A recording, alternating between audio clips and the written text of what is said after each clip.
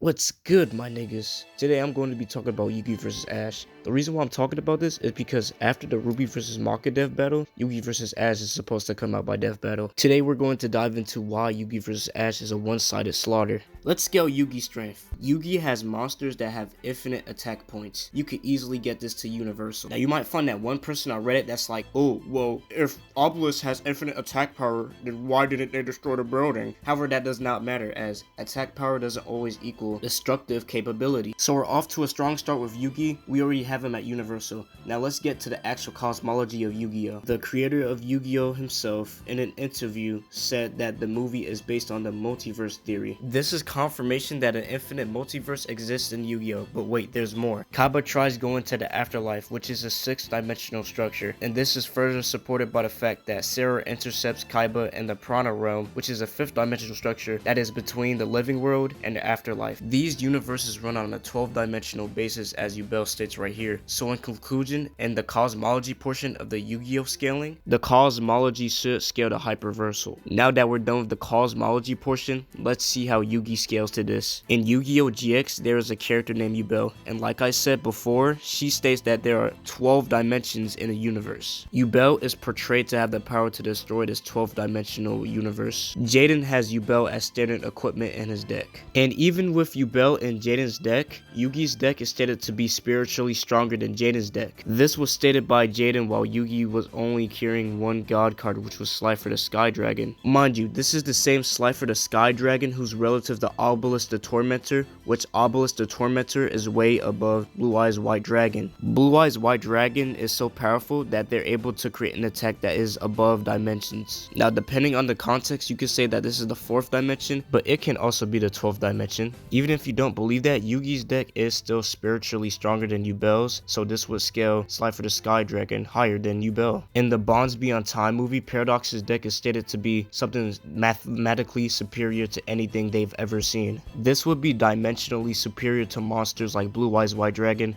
Slifer the Sky Dragon, and Yubel. Yugi ends up beating Paradox with the help of Jaden and Yusei, so we can at least give Yugi's monsters low-end relativity to Paradox. Now it's time to talk about the elephant in the room. Does Yugi actually scale to his monsters? Yes, he does scale to the monsters he uses, as not only is he able to take back shots from the Winged Dragon of Ra, the same Winged Dragon of Ra who's relative to the other Egyptian gods. Jaden also states that he has the strongest fighting spirit. To wrap up the strength portion in this video, Yugi's strength should scale from low complex to hyperversal. Now onto his speed. Yugi casually reacted to time getting rewinded, which account for immeasurable speed reaction time. The immeasurable speed meta should also be consistent because through sheer movement alone, Paradox is able to travel through points in time. Cyber End Dragon is even able to move beyond linear time. And as we know, the Egyptian gods' powers are greater than the Cyber End Dragon's powers, so by default, Yugi's speed should be above Cyber End Dragon. I haven't even talked about how Yugi is able to reflect attacks, crush people's minds, etc., because it would be too much for Ash Ketchum. Now onto Ash Ketchum. Ash Ketchum's strength, he should be around normal human level. He doesn't really do anything on his own. In his arsenal, he should have Pokemon like Pikachu, Greninja, and even more. Getting into where Ash Ketchum's Pokemon should actually scale, Pikachu intercepted an attack by Palkia, who used Spatial Ren, and we know that Spatial Ren has the ability to destroy the multiverse. Mind you, it took 3 Pokemon to cancel out this multiversal attack. Now onto the cosmology. The cosmology is an infinite multiverse, so it would actually make this feat more impressive, it being multiversal plus. Before we get into speed, no, Pikachu does not scale to Arceus. Get that dit out your mouth. No Pokemon scales to Arceus. Now moving on to Ash Ketchum's speed. Ash Ketchum is so fast that he's able to run up a wall.